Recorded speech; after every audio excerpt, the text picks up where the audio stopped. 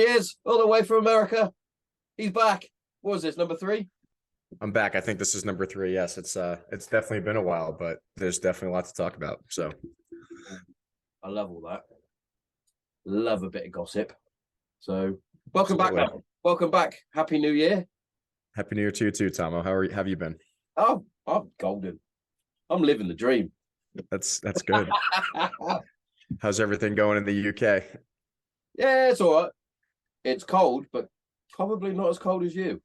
That's true. It's like, I don't know, 24 degrees Fahrenheit out here. So whatever that converts in Celsius, so it's fine. And it's snowing. But yeah, man, it's good to be back. Definitely been really busy for the past year. Haven't been able to podcast or record anything for the past year, do much of my case. Cause yeah, I got sent across the pond, so to speak, over to CENTCOM. So I was over there for 9 months and everything else. So, but there was a lot leading up to that as well. So sure, we'll get into that. One thing we do have to discuss before we get serious. Sure. You are still rocking the tash. That's true. See, the thing is, when I was overseas, no one knew who I was without a mustache, and I got to work intelligence overseas. So people take you way more seriously when you wear glasses and have a mustache for some odd reason. And when I came back, people are just like, "Hey, we don't know who you are without a mustache." And I think the only person who hates it is probably my wife, but she'll get over it at this point. So my wife won't let me grow one. I've sort of got one part of the, well, I say beard. It's not really a beard. And that my tash is the only thing that grows to awesomeness. Everything else sort of would probably blow away in a gust of wind, but the tash remains strong. But I'm like, every year I'm like, I might just rock the tash, and she's like, "Don't you fucking dare! You'll look like your dad." I'm like, I already say I look like my dad anyway, so I might as well just do it. I might just yeah. I mean, there's nothing wrong with the official dick broom, as we like to say. So it's fine. Turkey. Mm-hmm.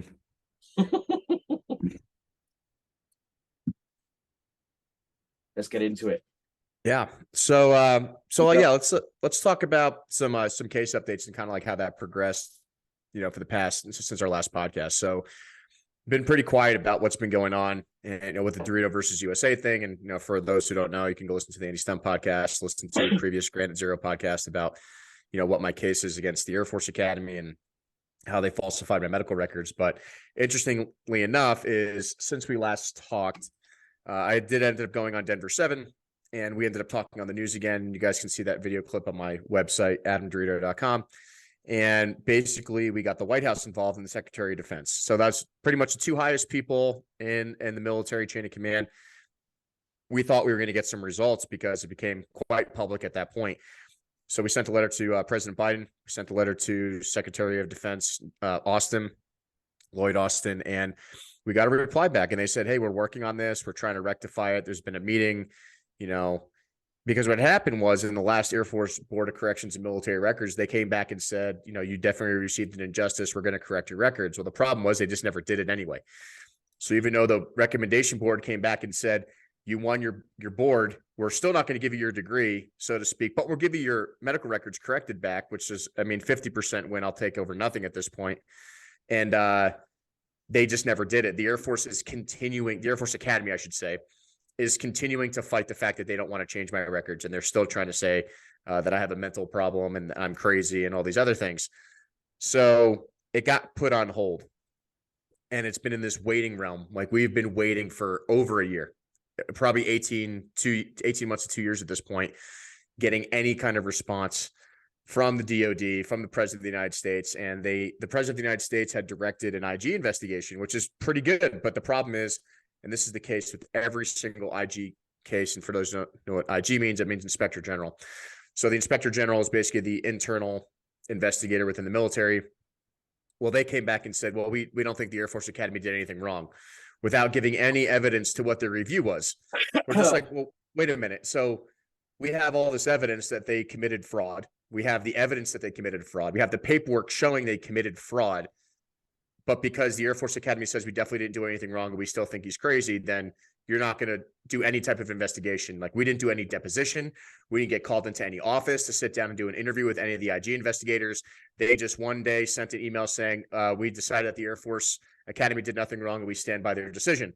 So the president of the United States and Secretary of Defense have refused to do anything in addition, because now they're saying, well, the Air Force Academy has provided even more mental health records and evidence saying that you're nuts. I'm like, well, where do these mental health records keep coming from? Because they just keep populating out of the ionosphere. Are they calling you in and going, hey, Adam, you fancy another mental test? Because no, so that's the hilarious part is stuff. So I'm just going to call you in, and well, I'm going to pretend to call you in, and then I'm going to go, here's some new records. He's still mad.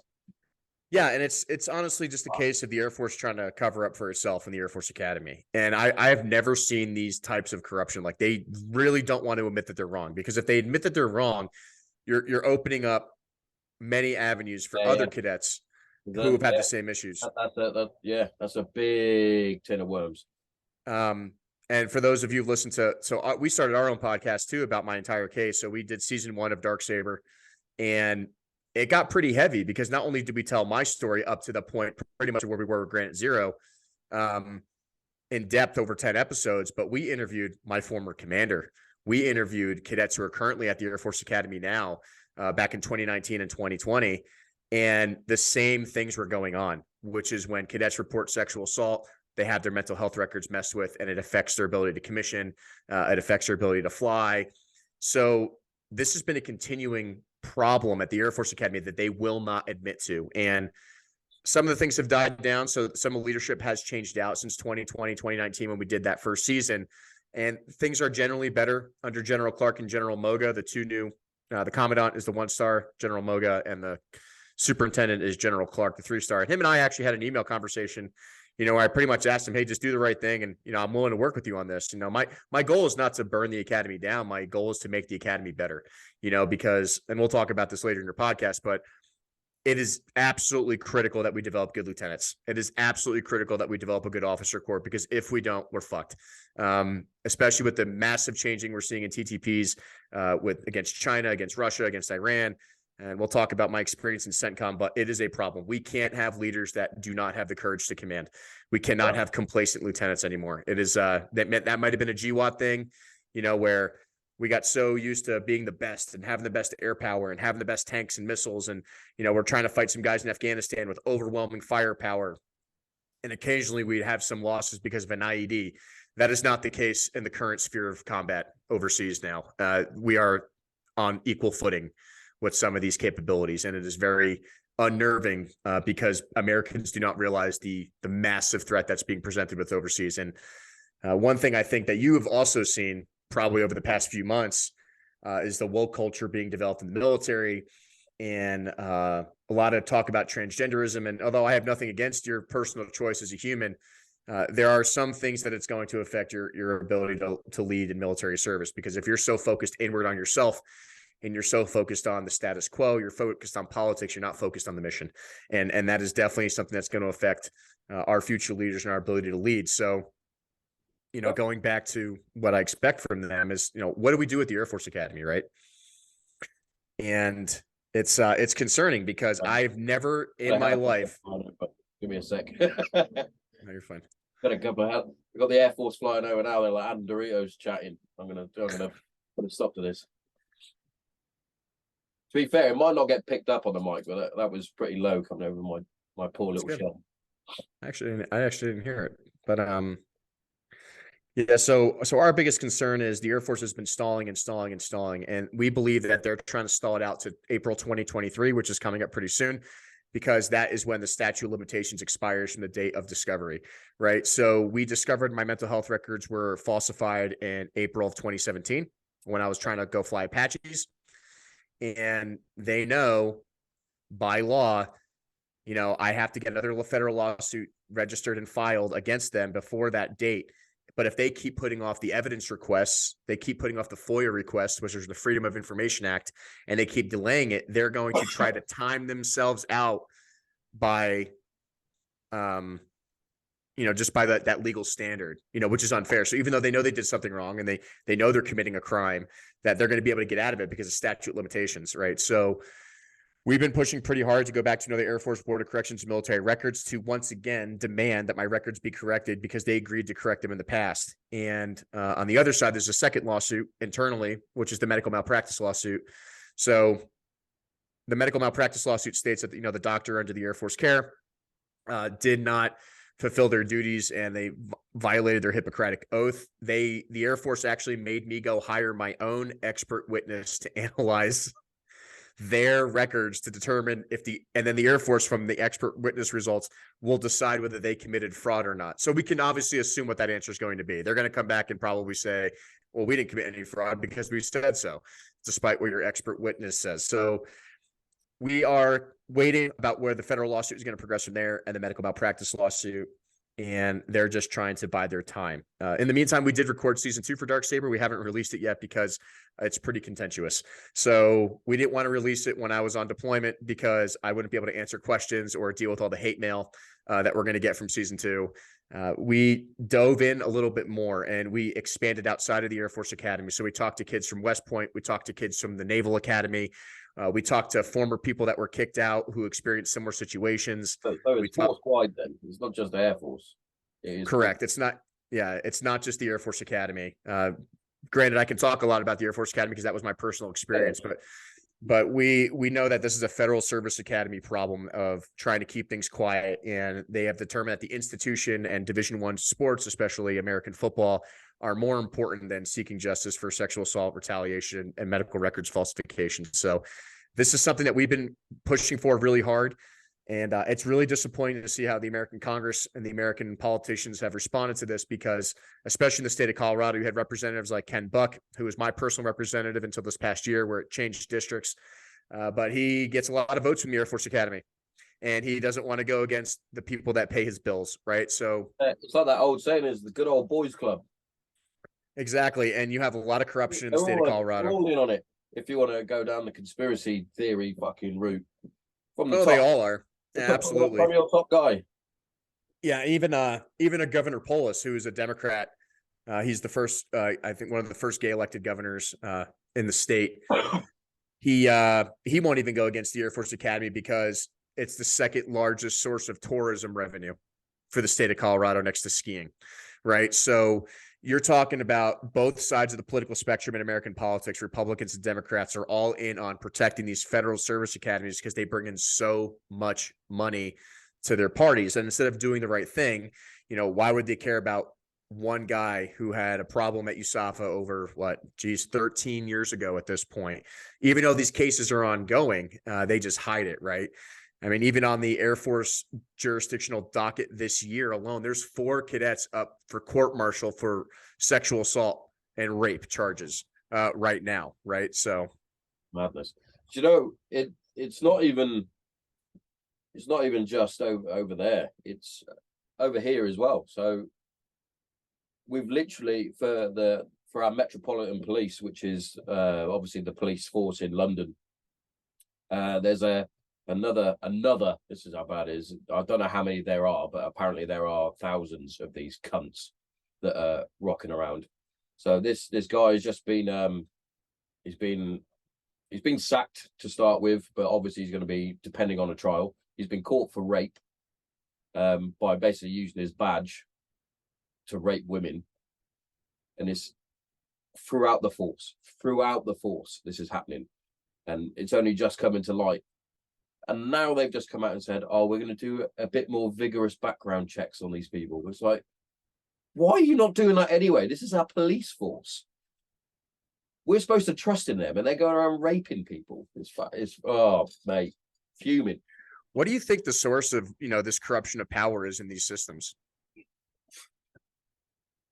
From down to the lowest commandant, so down to the lowest sort of rank, it's got to be, especially in terms of the police force, it's got to be a power thing where they think that they've got the power over civilians and they're not going to do anything because it's the police force. And this guy had multiple reports against him, and he had multiple. He was on charge for multiple different things, and it's like, how is he still allowed to be working? How is he not arrested? But it's as though because it's the police, they're going to cover up their own fucking mess until he's been caught again. Oh, we better leak. We're going to better leak some and make an example. It's like, you should have been made an example of before that. Yeah, I mean that's the crazy like, part, and that like what I just said a second, it's the good old boys club. yeah, I mean, and even the U.S. military, especially, you see a lot of the lower ranking people take the hits or cadets take the hits. But at the end of the day, I have never, ever seen an officer, higher ranking general, secretary of defense, anyone be held accountable for this. And we've had countless reviews in Congress, and we've had all these complaints, and we've had all these issues, and we had even had the Vanessa Guillen case, which got super famous in the United States, when that girl was literally murdered by a guy that she reported, chopped into pieces, buried in concrete, burned, and not a single person in her chain of command went to jail. And they were reporting her present for PT. They were just pencil whipping her status. She wasn't even there. And her NCO, not her platoon leader, not her battalion commander, not a single person was held accountable for those actions. And then even then, there was more murders and deaths that happened after her that, that have gone unnoticed. But, unfortunately, she's a woman and they pay attention to that, but they don't hear about all the other suicides and drug overdoses and everything else going. But it's something that was like my main focus, I would say, overseas, and something I constantly reiterated to a lot of the young officers was, you have to have the courage to command.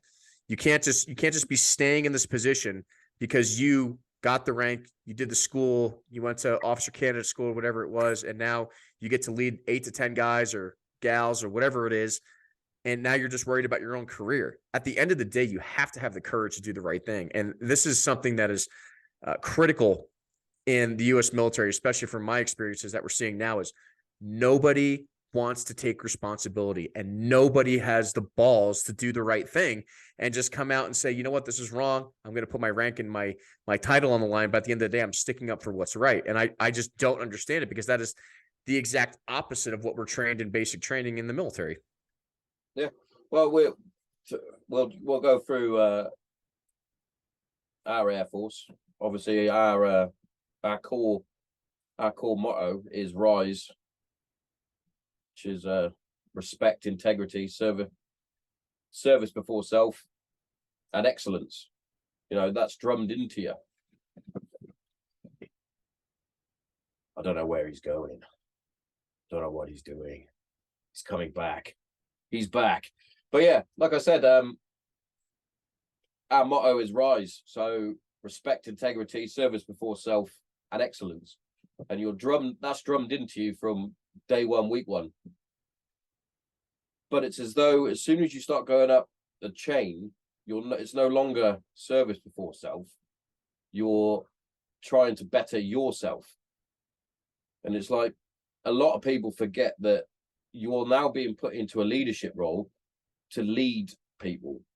I'm not saying like everybody is a shit NCO or a shit senior NCO or a shit officer, but there's a large chunk that do it because it's their career and they want to be up at the top, which is that everybody wants to get to the top, but then you've got to put, like you said, you've got to put your balls on the line, you've got to put your rank on the line. And if something's not right, when did right and wrong stop being at the forefront of things? And I would say another contributing factor to that is definitely the newer NCO Corps. At the end of the day, the NCOs are going to be connecting that lower enlisted to the officer realm. And sometimes even the NCOs that I've worked with become more careerist, or they become too focused on the wrong thing, or they become too blinded by what's going on. And this is something that I guess right before deployment, we should talk about, what kind of happened with Afghanistan, because this actually tied in directly to what happened with a lot of the Air Force Academy people that I was involved with. So for those who don't know, I actually went to school with the first Afghan transfer cadet to the Air Force Academy. So from the Afghan Air Force Academy from 2006 to 2010. He now works for the Department of Homeland Security here in the United States. But when we were evacuating Afghanistan last minute, his family was still trapped in Afghanistan. And he reached out to me knowing that I work with special operations here. And he's like, hey, do you have anybody that can go get my family? That's a huge ask. One, just to clarify, I work at a forward support company for special forces. I am not a Green Beret. Yeah. I just tap them on the butts and throw them out of planes, type to speak. Make sure they have food and water and make sure they can get to work on time, so to speak, right? But you know, what happened was I just started reaching out to my contacts internally from who I know here. And then I started reaching out to Air Force people as well, just using my network. And ironically, I actually met some Air Force Special Operations Command people through the back door. We started talking on this certain app we have on our phone to try to keep communications as secure as possible. And myself, a few of my classmates and I, Major Meldrum, who's a Marine Corps reserve officer now, who I went to the academy with as well. He cross-commissioned to the Marines as well. We kind of formulated a plan, and we formulated a team where we had Air Force pararescue, special tactics, special forces guys, and Marine special operations command guys that were on ground that we were able to communicate with directly with our cell phones. And we ended up getting, it was nuts because we were able to accomplish more than our own government was through the back channels. So, hey, I know this C-17 pilot, and I know this guy who happens to be on this street and, you know, driving this Toyota Hilux, and he's going to go down there and you're going to meet him by the red sign next to the, you know, next to these 3 rocks placed in this certain pattern. Right. And we did end up getting our classmates' family out, which was amazing. I mean, we didn't even know we were going to be able to pull that off. But then after that, we started getting more requests. Hey, can you get my interpreter out? Can you get my friends out? Can you get guys I worked out with out? It's fucking mad in terms of that sort of thing. Like, obviously, you had your buddy that was serving alongside you that had family out there. But it amazes me the amount of interpreters that we used that they just went, oh, well, you know, sorry. It was absolutely heartbreaking. I mean, granted, I'm just a nobody from the Air Force Academy and from the Army National Guard, but at the end of the day, the team that we were able to assemble remotely, we ended up getting out 38 people and their kids. And it's such an amazing feeling. I mean, we didn't sleep for 2 weeks because we're staying awake all day because the time zone's opposite in Afghanistan, right? Just talking to these people. But what shut operations down was we had our last, the PJs that we had worked with. They were the last team out to go out and grab these people near Abbey Gate. And if anyone knows what happened at Abbey Gate, so they go out and they grab the last, I think, 6 people and their kids, and they were bringing them back. And 40 minutes later, that's when Abbey Gate blew and killed those Marines. Yeah. And they got shell shocked after that. They were just like, man, if we had waited on that wall, waiting for our guy to wave that sign or give that signal, that could have been us. And I know I have some of the last pictures of that view because they would be taking pictures of, hey, this is where I'm standing at the wall. And then we'd be sending that to the guys on the ground and try to get them to communicate towards each other. And we have some of the last pictures of those Marines when they were alive. And it's really hard to look at them even back now because, you know, we made a little bit of a difference. We were able to get them on a plane and we got them to Qatar. And now some of them are here in the United States. Some of them are still trapped overseas in random refugee camps. About Europe, that was pretty tough. Yeah, that was pretty tough because it's mad. A bunch of nobodies from the, you know, got more people out than our own government was able to organize. That's because Adam, the government didn't give a shit. Even down to the British government, they didn't give a shit either. It's like we were there for 21 years, and then there was no plan in place to get everything out, including interpreters, family members, etc., etc. It was literally, oh, by the way, we're leaving now. Even down to little strategy things. Like we sent our paratroopers in. You know what? Fucking our paras are fucking top notch. But we have a specifically designed corps to deal with airbase defense, and that was my regiment that I served in. That's our job, and they didn't send them. Yeah, it makes absolutely no sense. We have some of the best military equipment capabilities in the world, and it was like randomly put together. You send 10th Mountain in and hope for the best. And then, you know, we're working directly with the ISIS guys we're working directly with the not ISIS, but the Taliban guys on the ground to provide security to the airport. And they're just waiting for us to leave. And they're, you know, ISIS is kind of like the genuine problem, or ISIS-K out there. But the fact that we were even working with the Taliban and there was shots being fired and guys were getting shot, no one's talking about this, right? And even those Marines now still have not, at least from my recollection, have not even gotten their combat action ribbons from Afghanistan yet, because they don't want to admit that there was an armed conflict right there at the end during the evacuation. Yeah. And that's insanity to me. That goes down from fucking Mr. Top Dog, Mr. Person who can't even string a sentence together, and his generals below him. They're fucking useless. Well, I think, and here's the funny thing is, like, no one's talking about Afghanistan right now and what happened to all those refugees. And it's insane because a lot of them got flown into Qatar or the UAE or Kuwait, and they just left them there. Yeah. And some of them got taken back to the United States, but in general, they're still, and it looks like, I mean, this is probably the wrong word, but they look like just concentration camps of Afghans in army tents sitting out in the middle of the desert next to a runway, right? And they haven't been able to house these people or provide good healthcare, or sanitation, or food or water. And the United States is like trying the best that they can, but they're in these conflicts because of the status of forces agreement with these countries about, you know, what we're going to do with these people. Because they're basically, okay, well, now they're just displaced people with no passports and they can't get into any country because we pulled them out of Afghanistan, put them on a cargo plane, threw them on a runway, and now they're on this U.S. Air Force base in the middle of nowhere, and they can't go anywhere because they don't have any passport or citizenship and no verification of who they are or what it is. Like, it's insanity. But it's not there with the clothes on their backs as well. Well, I mean, the problem is some of these people were dying and no one was talking about this. So you put, I mean, you know how it is over there. You put somebody in a tent with no HVAC or air conditioning out there in a tent, and it's 180 degrees in that tent, and you can't provide water and food. I mean, and this is probably going to come out later when they talk about the fall of Afghanistan, but just because they got out of Afghanistan doesn't mean they survived. There was hundreds of people who died when they got out. I do hope that they do some sort of panorama documentary or something on that, because I can guarantee, like a lot of things that have happened in the different war zones and conflicts that we've been to, it will get swept under the carpet. For example, case in point, Iraq. Why the fuck did we go there? Do you know what I mean? Fucking Bush and Blair need to be put on the fucking war criminals list. No, I agree with that. And that's I guess I'm an older guy, right? So I was around when all that started. I was young, but I was still old enough to understand what was going on. And I can tell you that served me very well working in intelligence, because knowing the background and the history, I mean, it's almost like everyone in the U.S. military, especially the new breed of people coming in, they're like 10-second Toms. They weren't even born when 9/11 happened.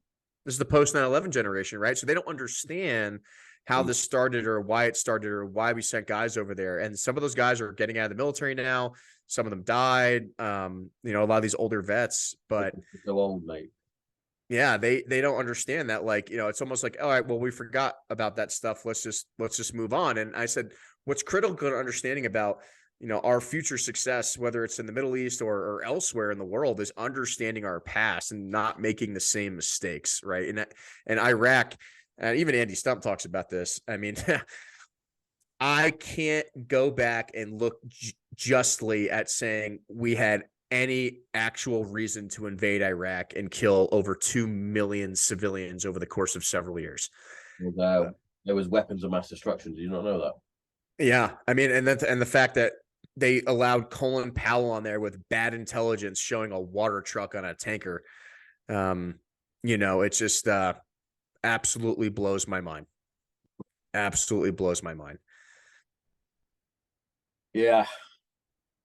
It's crazy when you think about it, that we put these people in power that basically win a popularity contest, and then they make the decisions and they send, as it were, when I served and yourself now, young men and women off to war on strict orders from the government. And then it's not until I find I was, until my final deployment, very blinkered. Like, I was like, we're here for a reason. This is the reason why we're here. It's not until you leave or you're about to leave and the blinkers come off and you're like, why the fuck was I there? You know, it's kind of the classic. The reason they recruit young people is because you're willing to believe anything that you're told, right? You go Yeah, I think you're right. And we sort of mentioned it on a podcast a couple of weeks ago.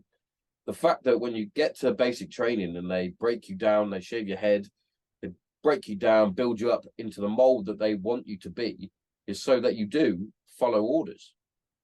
And you're following orders from people who you look up to, you admire, and you expect them to make the correct decisions for you until you then get promoted into that position. And it goes back to what you were saying. If you're not getting the right caliber of officer, NCO in the ranks, then what the fuck is going to happen, especially in this current climate of wokeness? Exactly. And it's kind of because I look back and look at my own mistakes. I mean, when I joined the military when I was 18 years old in 2006, it was only, 5 years after 9/11. I was ready to go over and get some and kill everything in my path. Right. But then you look back and especially after I got there and you realize these are just people fighting for their lives to survive. And don't get me wrong, there's bad dudes over there. There's some bad ISIS dudes, but I got to hand it to them. I mean, these are the grandchildren of the guys that we originally killed over there, 10 something years ago.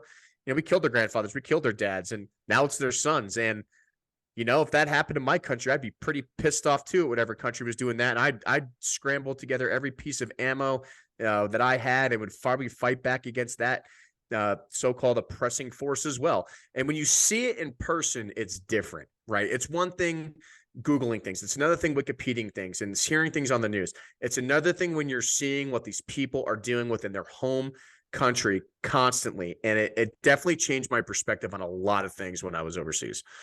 Definitely.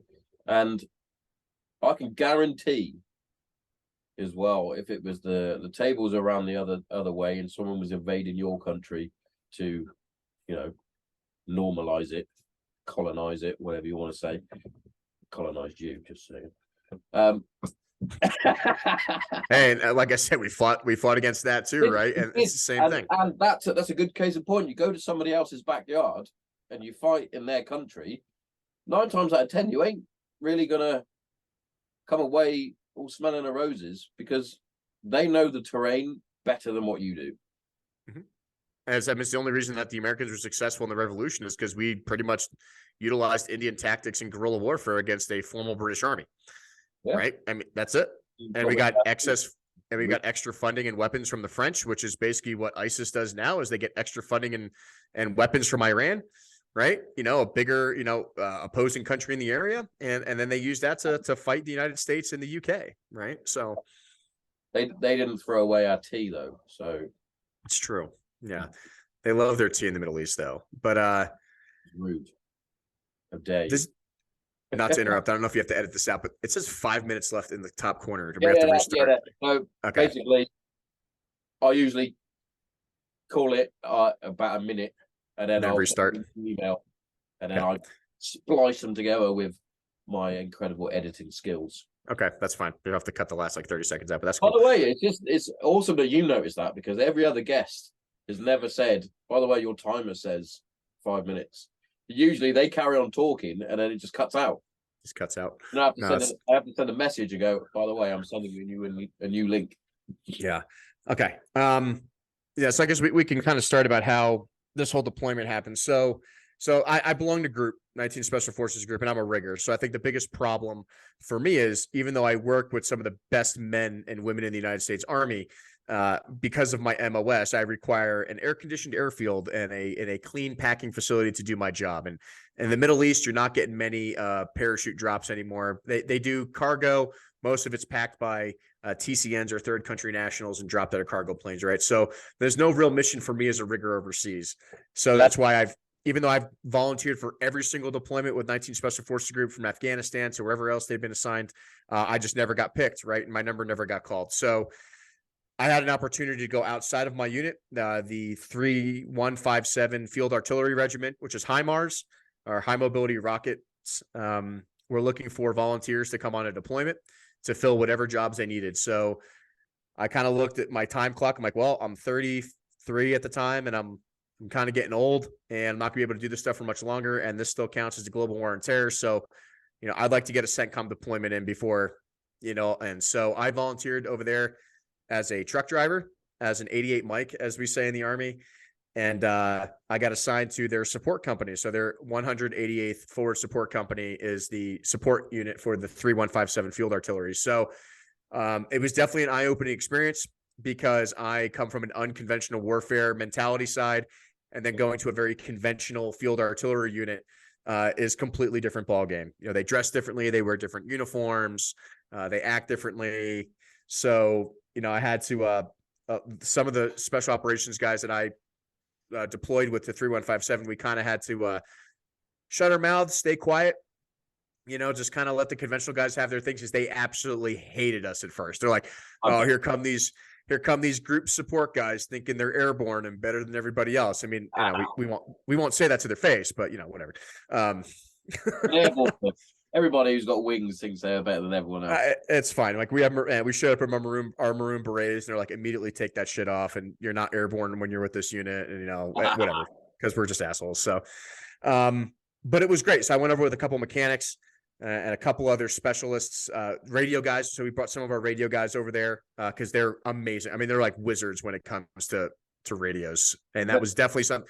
And we'll talk about that later. But it was definitely something that was definitely needed. Yeah, so definitely a skill that is sort of overlooked.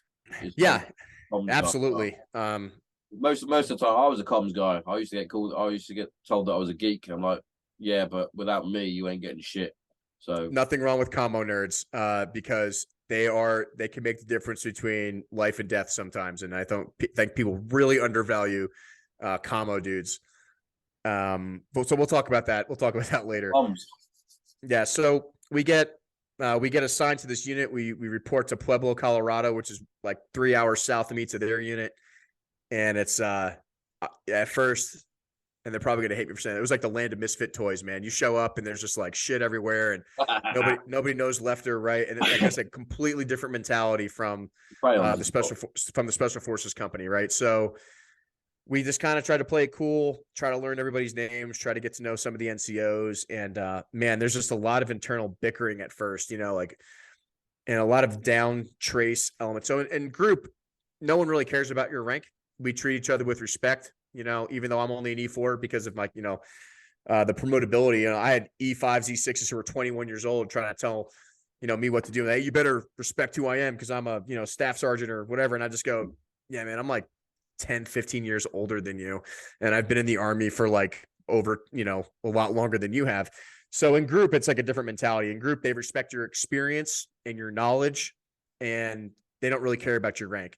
In the conventional side, they very much care about rank, and they don't care how old you are, what your experience is. You could be a brand new E5 sergeant, 3 years, and you could have this guy who's a Google engineer, which we had. We had a Google engineer who was an E4 who makes $250,000 a year, who is in charge of all their. Oh, you want to do a? I'll do a thing. Yep. Okay. Yeah. Otherwise, we'll go back. Yeah. What were we talking about?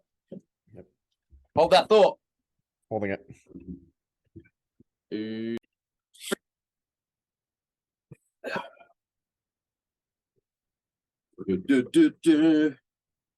turn your mic on. You turn it on. There we go. Welcome back. All right. So I guess, yeah, to continue where I was. So like I said, the difference in group is that we have a lot of guys who are experienced, have master's degrees, PhDs, who are lower ranking because they volunteer to come into the military to help. They don't do it for their job.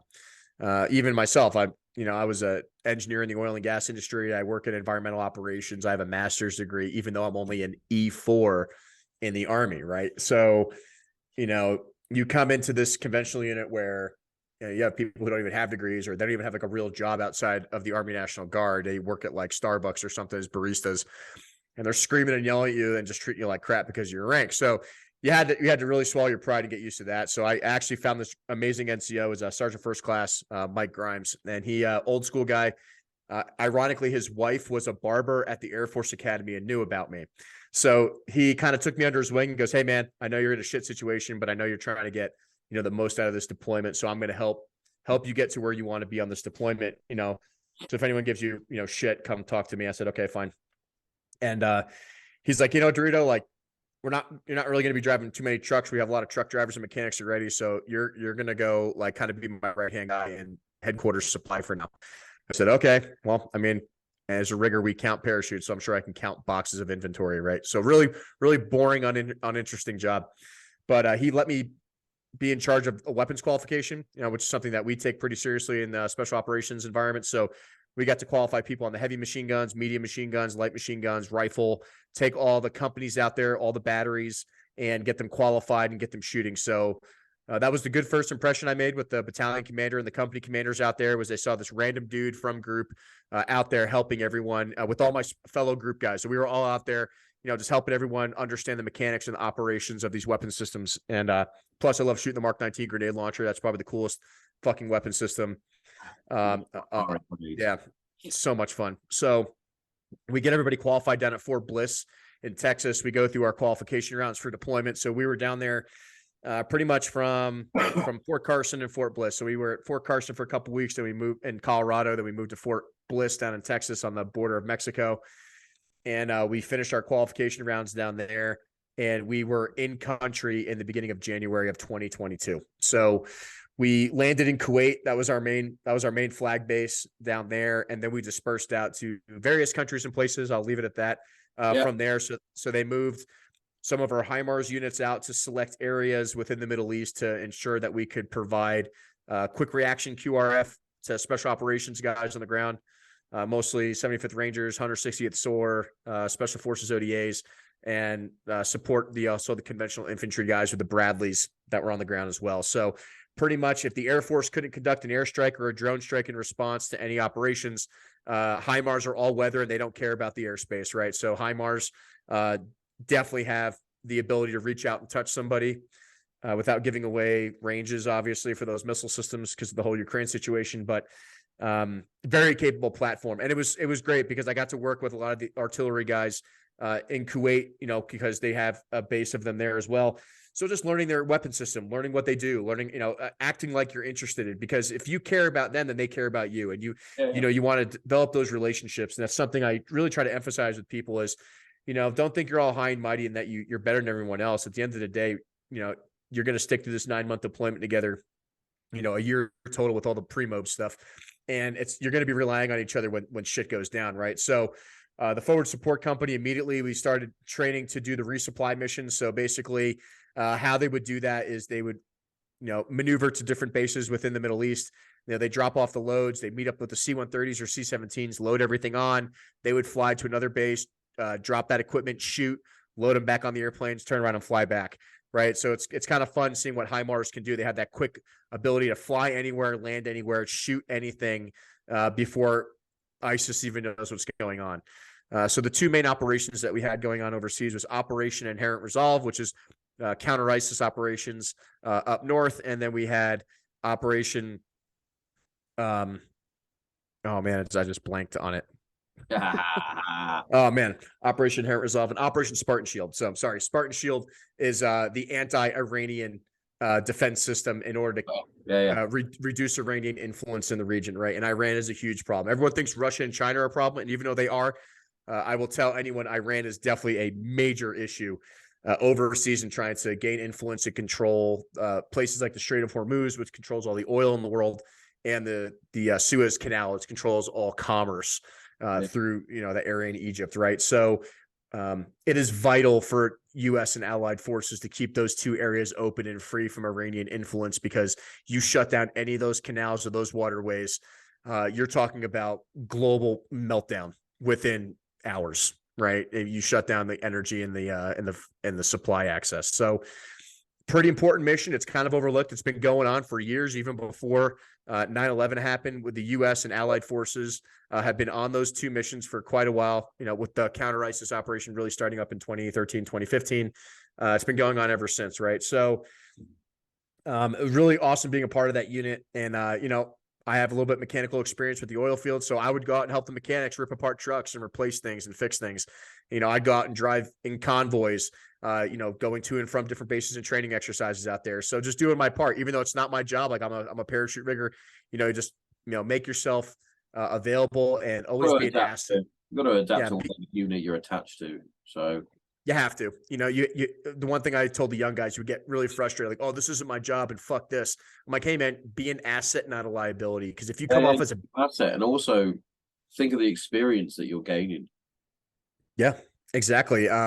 You go in there with a bad attitude, and then no one's going to respect you, and you're going to have a bad deployment. But if you go in there always willing to learn and always willing to embrace the stuck with everybody else, then people are going to teach you new things and take you under their wing, right? So I got to give it to Captain Glenn and First Sergeant Bussey in the 188th. They first were kind of hesitant towards me. I have a reputation, obviously. Yeah, I was going to say. I was going to actually ask how does the reputation that you have at the minute? It sucked. With it everybody, sucks. They're probably a bit standoffish at the first, surely. Oh yeah, absolutely. It took a couple of years in special forces for guys to understand my situation and respect me, and this is like starting all over again, right? So immediately, these guys. It must be like, well, this guy's some sort of snitch. Yep, either that or they believe the Air Force Academy narrative, and they were like, "Oh, this guy's a pedophile," because that's what the Air Force Academy says about him. Even though like none of that's true. I have a security clearance, and yeah. So I mean, it was bad because what people look up on Google or bad comments about me on YouTube, or different interviews I've done with people who are against my case. Sure, you can pick out the onesies and twosies, but that's not what really happened. Because if that happened, one, I'd be in jail. I wouldn't have a security clearance, and I wouldn't be working with special forces, right? So, exactly. Yeah, but even though you tell people that, they're like, "Well, that's not what the internet says." I'm like, "Well, I can't help it if you're stupid, and you just have to ignore it, and you got to ignore the bad comments." And I'm sure you've dealt with that too, Tommo, where people come out and oppose you, and this guy's full of shit or whatever else. You just gotta let it go and move on. Even down to like, I'll bring it up. I didn't know him personally, but a sergeant from my regiment has unfortunately taken his own life recently due to having PTSD issues, and I sort of made a tongue-in-cheek comment to some of my friends in a WhatsApp group. I was like, but I didn't think our regiment could get PTSD, because the amount of hate that I had when I came out with my mental health issues, I was like, people telling me, how dare you say that you have this? You didn't serve enough time. You didn't do this. You didn't do that. I'm like, well, fucking hell. Do you know what I mean? And yeah, it's sad that the real pandemic, as I call it, in terms of mental health issues and suicides, especially in the military, not only over here in the UK but over there in America, is that's the real pandemic. More needs to be done still. No, I agree. And, you don't necessarily have to experience direct combat to develop PTSD either, Exactly. I'm not saying I developed any of those symptoms overseas, but I will tell you that I was, even now, I'm still on edge about a lot of things. It was kind of funny. So, a quick side note. So I decided, and we'll get into reason why later, I decided to become a part-time substitute teacher when I came back and start giving back. You'd say in the message, you're like, I'm teaching. I was like, what the fuck? Yeah. So I subbed yesterday. It was great. I love it. I really do. It's I don't do it for the money. I do it because I really love hanging out with the kids and influencing the next generation. And if I can contribute that to any little bit I can, I just do it on my days off. I just do it for fun.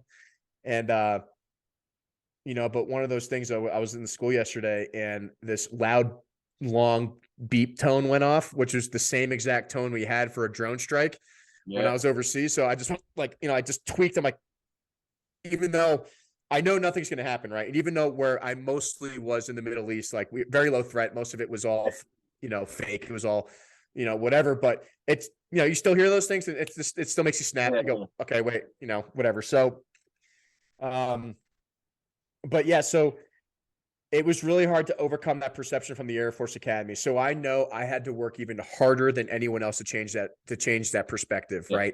And I did. People, and we'll talk about this too, because this is a good conversation we're going to have.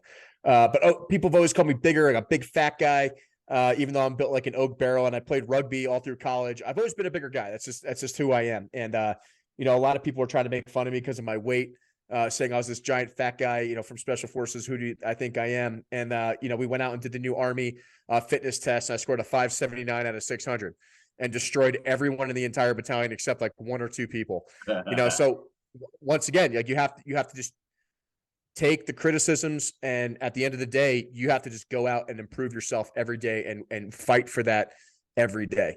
Even in a deployed environment, right? You have to fight for that perspective. You know, even in the Middle East, I was working out 3 times a day. And it's just my body type, man. I look like a big giant, you know, prop. That's just who I am, you know. But I was at the end of the deployment, I was deadlifting 550 pounds, benching 380, 385, and, you know, running a 17-minute 2-mile at 275 pounds, which is pretty good. Most guys my size can't run at all. I pretty much suck ass at running. I even sent a message to a buddy of mine. So I'm currently training to get ready for a football match, soccer match, coming up in July. And I went for a little jog just around my the estate that I look after for security. And I literally sent him a message. I went, I'm off out for a run. It may be more walking than running, but I'm off out. You know what? But you're making that step, and that's all that matters, right? It doesn't matter. I mentioned it the other day. Like, I'm one of those guys that kind of needs a goal. I can't just create a goal to say, well, I'm going to the gym today. Unless I've got a boxing match or a football match or something. Otherwise, I'm sitting eating cake all day because I've got an inner fat guy that wants to come out. Like, yeah, I've always been similar to you. Pretty much when I left high school and went to college and started going to the gym, that's when I sort of became a bit more heavy set and a bit more broad. So I've always been sort of stocky and built, but, you know, since the lockdowns have been good to me. Well, I mean, you know, it's kind of funny because even you know, overseas, I can't drink overseas, can't do anything. All I get to do is work out, and you know, that's, like I said, I proved that it was my body type, even despite eating super clean and working out 3 times a day. Like, I was actually gaining weight because I was gaining more muscle when I was overseas lifting that much. You know, it's interesting, right? But at the end of the day, it's all about you making as long as you're meeting those standards, meeting those physical fitness standards, and you're kicking ass. You know, it doesn't matter. I don't care what anyone else thinks. You can't take things personally, right? I think that's one thing I learned on deployment too, is you really just can't take things personally. As much as I wanted to defend myself and start podcasting when I was overseas about all the bullshit, you just got to sit there and meditate and stay focused on the task at hand. And it definitely proved its worth over time. Definitely. So, you know, once again, having that positive attitude, getting that really good PT score, you know, just proving everybody wrong kind of thing in this unit. And I was approached by this random NCO, you know, at Fort Bliss, and he reconnected with me when we got overseas. His name was Sergeant Eric Immer, and he was the intel guy. And, you know, he was like, I've kind of heard about your story. You know, I'd like to hear it from your perspective because everyone thinks you're just some creepy, weird dude. So I told him the story, and then he's like, I got to tell my lieutenant about this. So he brings over this old guy, First Lieutenant Seth Kraft. So he's a little bit older guy, First Lieutenant, but still younger than me. They're still in their later 20s, but he was a satellite engineer, you know, working for defense contracting on the side. So super smart guy, and, you know, has his life all figured out. And I tell him my story too, and he's like, wait, you're an E4 and you have a master's degree and you're a what are you, truck mechanic over here? He's like, you're being like way underutilized, man. He's like, I didn't know you worked in oil and gas. He's like, you know, we could probably use your perspective on the intel side. So I got invited to start working with them a couple days a week. And man, when I walked in that tactical operations center where the battalion commander is, the XO, like all the big wigs of the unit, right? That's where all the firing decisions are being made, and that's where all the actual work's being done. Man, was that room like quiet when I was there. Like, oh, who is this fucking DeRito guy? All we do is hear stories about him, and fuck this guy and everything he stands about, and this Air Force Academy bullshit. You know, he's a 34-year-old specialist. Obviously, he's a shitbag, right? So, once again, had to prove him wrong. So I started working with Sergeant Immer. He kind of showed me the ropes. Hey, this is how we collect intel. These are the systems we use. This is how we gather things on satellites. These are the drones we utilize with the Air Force. And then, bam, it clicked. I'm like, hey, I know Air Force Special Operations guys deployed right now. So I literally would call them up, and I developed that relationship with the Air Force Academy grads who were like my freshmen when I was there, right? Who are their captains and first lieutenants flying in country now. So I developed a relationship with them. And then I developed a relationship with the Space Force guys, and we were able to utilize satellite imagery and gather intelligence. That's That's a crazy name.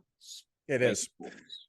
Yeah, and it's kind of funny because as a National Guard unit, we were not expected to do anything basically except report on the weather and anything that would immediately affect HIMARS. But some of the relationships I was able to develop with my fellow Air Force Academy grads in CENTCOM gave us an open, wide view to gathering new intelligence in different ways that had never been done before. So we were able to provide a theater perspective that had never been done with HIMARS before in CENTCOM, and utilizing other adjacent units, civil affairs, which is another special operations unit in the Army, working with counterintelligence, working with FBI agents on ground. And this is something like, well, where did this guy come from? Then we started doing analysis on oil and gas production and where they were moving rigs and where production pipelines were moving. And that is a huge indicator of enemy movement and a huge indicator of financial funding, right? And no one had paid attention to this because no one really understands oil and gas in the Middle East in the Army. They just want to blow things up. Well, at the end of the day, you win more friends by learning about their infrastructure, food, water, and energy than you do by blowing them up, right? So it's crazy when you think about it. Obviously, you move after everything that happened, you moved into oil and gas, but just listening to what you were saying there, all the different avenues that you've gone down and all the different connections you've made, etc., etc., etc. Can you imagine how far you would have gone if they didn't fuck you over in the first place? I thought about that quite often when I was there, and it was kind of funny because a lot of the company commanders from the batteries who were captains, they'd come up to me and be like, "Man, you should be a major right now. Like you should." I'm like, yeah, tell me about it. Cheers for that. But at the end of the day, I earned a lot of respect from these gentlemen and women who I worked with as company commanders and battery commanders in the unit. I eventually even earned the respect of the command sergeant major, so command sergeant major Manzanares, especially from the battalion commander Lieutenant Colonel Nicey and from his XO Major Tannehill, right? And they were some of the, I mean, you feared these people in the talk, but at the end of the day, and working with Sergeant Immer and Lieutenant Kraft, when we were providing this intelligence and we were briefing these commanders every day, and our intelligence was good and it was spot on and it was intricate, and we made all these connections with these units. They said, you guys went from a 3-man shop that we just expected to give to weather to you're providing certain data perspectives that we never have had before. And we were providing real tactical combat intelligence to our guys on the ground up north. Yeah. And it was great. It was really great to see that and I'm not even like an actual intelligence guy. Like I didn't go to school to be a 35 Fox, which is an all source analyst, but I started working with the 35 Foxes. I went to other units. I started training with them on their systems. I worked with guys in the NSA, learning data from them. And then we had the opportunity to go to Jordan and work with our brigade commanders out there and start training their intelligence analysts. And we just provided value. So I went from being this so-called weirdo E4 from the Air Force Academy driving trucks to you're a pedophile as well, don't forget that. Yeah, exactly. To one of the premier intelligence analysts for HIMARS in CENTCOM, if not the only one, with Sergeant Immer. So that was great. Generally, case in point on how to develop skills and progress in whatever field you're doing is to be like a child and be a sponge. Exactly. That's the best way to put it, man. Environment, soak in who you're working with, take all the good bits from each person that you're working with. Obviously, everybody's got bad points, but you want to fuck that bit off. Everybody's got good points. Take all that and develop yourself into fucking case in point. Yeah, it's I had to humble myself at sometimes and just listen more than talk. And once you develop those relationships, you can go ahead and do something. Don't get me wrong, I definitely piss some people off overseas because people requesting us to give briefings, people requesting our section go out and give the intelligence and provide that data, and all the other intelligence units are like, well, who the fuck is this guy? He's not even an intelligence guy on paper, and some of the commanders were like, hey man, just Specialist DeRito and Sergeant Immer and Lieutenant Kraft, they have the data that we need and they're given better information, so we want to hear from them and not you guys. And that it definitely made one of the other intelligence units mad. We were training these younger guys. So these guys are 22 years old, fresh out of intelligence school. And we were trying to train them on our process, how we collect intelligence and how we develop our briefings. We're glorified PowerPoint rangers with 4 computer screens and drone porn all day, right? But at the end of the day, we were showing them our process and how we are efficient in developing these products. And, one kid was like, I want to go look back at this drone feed. I'm going to call this red line number and tell them that we want to go back and look at this. And I had to stand up and go, hey, Sergeant, whatever your name is, I highly recommend you don't go talk to a special operations red line about a drone because you're a National Guard unit and artillery and no one gives a fuck about you. So why don't you sit down and learn more about your job and shut up? and then he got super fucking pissed at me and turned around. Who the fuck is this E4 telling an E5 what to do? And I'm like, hey man, I know I'm 15 years older than you, but I'm just trying to help you. I'm just trying to make sure you don't get shit on by some lieutenant colonel, yeah. So, I got my dick smacked for that, for, what it was the exact word said to me by some other sergeant major was, he looked at me, he's like, all that chest candy you got in your uniform. And I looked down, I'm like, dude, this is just rigger wings and airborne wings. This is not chest candy. I'm not Halo qualified. I'm not special operations tabbed or anything. I'm just like, what are you talking about? Obviously this guy has never been to any school whatsoever.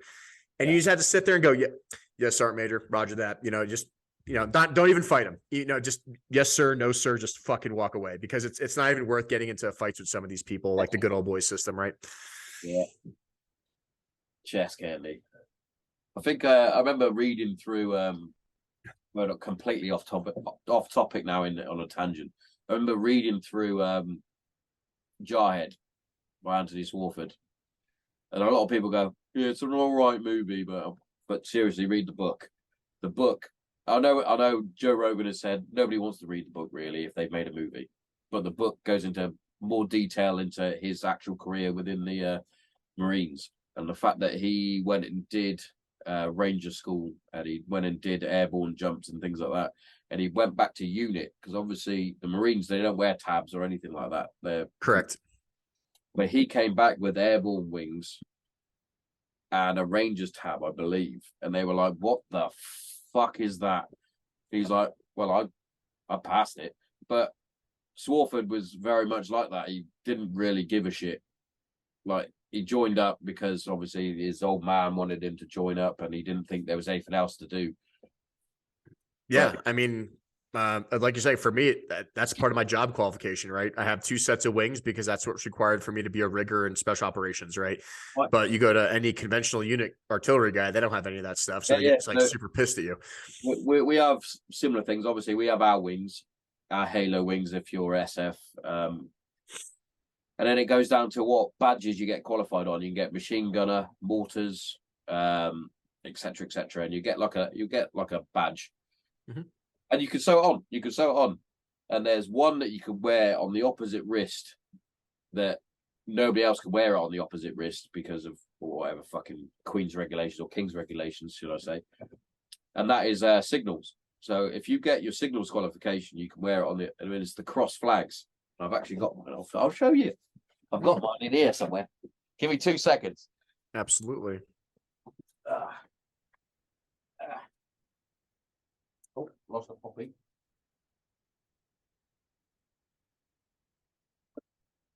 And I remember putting them on once, because usually the signalers don't put them on, because let's face it, nobody gives a shit about fucking comms. But there's our badge. There you go. Yes, I'm a fucking comms geek. I don't give a two. That's actually staying out. That's staying out with the rest. But yeah, I remember when I put them on, because I was the first one on the squadron to wear them. I was like, well, I'm fucking wearing them. Like, what? Yeah. Nobody wears it. I was like, you're allowed to wear your fucking machine gunner's badge. Why can't I wear my fucking comms badge? You ain't doing shit if I'm not deploying with you. No, actually. So I mean that's kind of a good segue, because the guys we're supporting up north, one of them from 19 Special Forces Group, he was a commo guy, and he got sent up there with the replacing artillery HIMARS crew, and he was struck up there, set up comms, set up the radios, set up all their encrypted stuff, and one of our friendly foreign forces that we're supporting up there got shot by ISIS, and he actually was helping plug the wound, and helping bring the guy back into the camp and help save his life. And I know there's talk about them trying to put him up for a Bronze Star for that, but he's a combo guy. He's just a random combo guy, but because of his training, because he worked with SF for so many years, he just was able to dial in that mentality and just start sticking fingers in holes and putting tourniquets on. Right. So because when I remember going through when I first got put on the course, I was like, for fuck's sake. So I remember when we first get through basic training, we go on a basic comms course. And I remember hating every second of it. I hated it. When I got to squadron, when I first got to squadron, I got made to be a battlefield medic, which I thought was fucking brilliant. I love being a battlefield medic. We went and met up with the PJs and had a bit of a tour with them. And I was like, I'd love that if that was a job over here, but we don't have that equivalent really. But fast forward to my next tour, they were like, Tommo, you're going on a comms course. I'm like, for fuck's sake. I don't want to do it. And I remember doing it and I was like, I hate this. And then I got made the lead comms guy for my flight or platoon. And I was like, still hate it. Then I got moved to HQ flight, part of HQ. Still hated it. But looking back now, I don't know why I hated it so much, but I was good at it. Mm-hmm. Was annoying because it actually held back my career a little bit because I wanted to go off and do advanced signals. As much as I hated it, I wanted to go and become a forward air controller, TAC-P. That's what I wanted to do. But every turn, because I was good at doing the normal Bowman comms is what we use, they were like, nah, you're staying put because you're too important to send off to do something. And I was like, you're sort of stopping my career, which is one of the main reasons why I wanted to leave, and family reasons. But I was like, you're every turn it was like, no, you can't do that. We need you on this, doing this. It's like, for fuck's sake. It's one of those double-edged swords where you're good at something, but it's also hindering you at the same time. Pain in the ass. Oh, sure. And it's like what we discussed before. It's about being an asset, not a liability, right? So, you can either be the annoying guy that everybody hates, or you can just, hey, I'm good at this. I'm going to keep doing it. I'm going to keep improving myself, and I'm just going to keep focusing on, completing the mission, and yeah, it will benefit you in the future. Sure. I mean, I think the only reason I even had expansion outside of my career field was because of chance. I just happened to meet Sergeant Immer on the range that day at Fort Bliss. Sometimes that happens. Sometimes you're in the right place at the right time. When we were working up on the counter ISIS mission up near the border in Jordan, it was fascinating because you got to go see the border and with Israel and Jordan, and how we were up there when that reporter had gotten shot, and we had to walk around in civilian clothes, and things were like super contentious up there with the Jordanian special forces guys and everything else. And we got to go see Petra, which is an amazing, once in a lifetime experience, getting to go see that, where they filmed Indiana Jones, basically. But you get to see how these people live. And I think that kind of ropes back into how my perspective changed about the Middle East and the war that's going on over there. At the end of the day, all these people are fighting for is food, electricity, and water. That's it. And although there's this religious, Shiites versus Sunnis versus the Kurds and all these different factional tribal groups that are always fighting, at the end of the day, they're still just fighting over resources. And I think that's something that Western society really takes for granted, just because at the end of the day, Tommo, I can turn on this computer and I got power. And I'm not worried about, my neighbor coming over to my house and shooting me in the face to steal a bag of flour because the food truck didn't come in this week because ISIS took control of the food transport from the UN. Right. So it's horrible watching, all those kids suffer and die over there, over this stuff. And I remember there was this one mission and we were watching this guy in this drone forever. Right. And they were transporting this truck full of equipment in a certain area, and they were driving someplace they shouldn't have. And all of a sudden, we're watching the drone feeds, because we're on standby as field artillery. Hey, if these guys do anything stupid, we're the next to go, hit the green button. And all of a sudden, boom, JDAM hits that thing. And there was like a 10,000 foot mushroom cloud in the air. And these guys were vaporizing this armored truck. But here's the weird part was you're like, yeah, we got him. And then like the camera zooms out and they're flying around. There's this dude standing out in the middle of the desert by himself. And they're zooming in on him. And you're like, oh, fuck. Like they were going to pick him up. You know, like he was kind of waiting on the street corner, waiting for this truck to come pick him up, and he just watched both his friends just disappear. He was there like, waving, gone. and all of a sudden, oh, where the fuck have they? Oh, dead. Well, I mean, this is for me. This is where, and this is why I think Lieutenant Kraft and Sergeant Irma would agree with me too. Is like we really saw the humanity of war with this because we watched these guys get blown up. Nothing's left of that truck, and this guy starts running. He starts running through the open desert like that's going to help him. You know, you could just die tired. You know, we got so much ordnance up there and whatever else. And here's the weird part. He took his gear off. He dropped his rifle, took his vest off, drops it on the ground, and starts like trying to run away and walk it off like he's just a normal civilian. Like, you know, like we don't see him from like 5 miles away.